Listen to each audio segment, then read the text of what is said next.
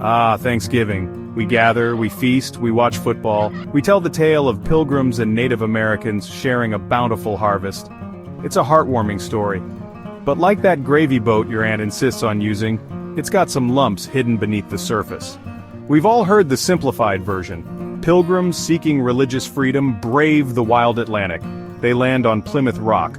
Or was it a rock star? History is hazy. Friendly Indians greet them with open arms and teach them to survive.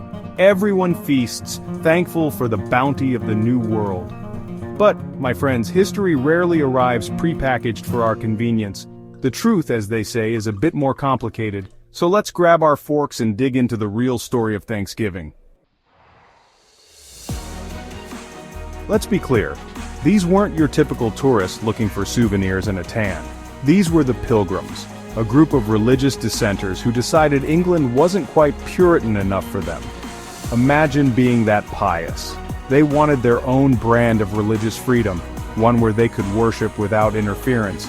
And to do that, they decided to cross a vast ocean in a ship not exactly known for its luxury accommodations. Think cramped quarters, seasickness, and a distinct lack of Wi-Fi. Now, the Mayflower voyage wasn't a pleasure cruise.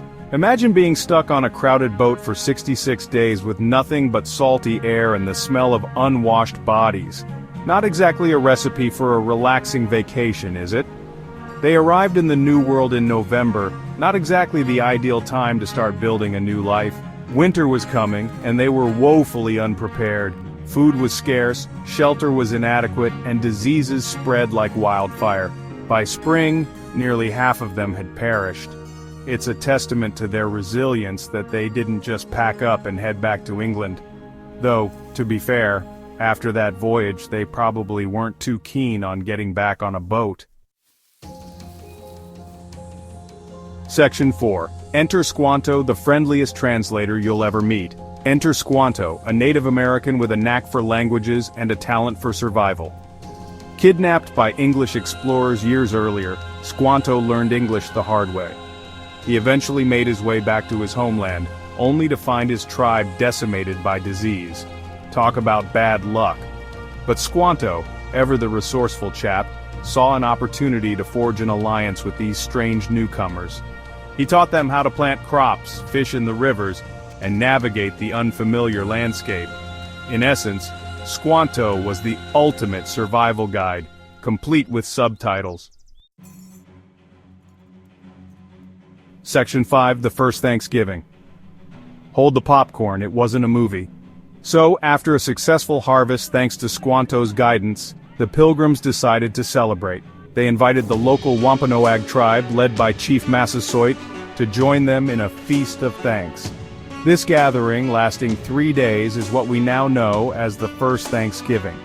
Now, before you picture a Norman Rockwell painting with tables overflowing with turkey, stuffing, and pumpkin pie, let's set the record straight. The menu is likely quite different. Think wild fowl, venison, fish, and corn, and forget the cranberry sauce and pumpkin pie.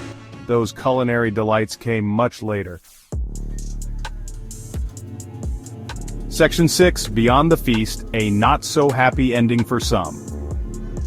The first Thanksgiving is often portrayed as a moment of peaceful coexistence. But the story doesn't end there.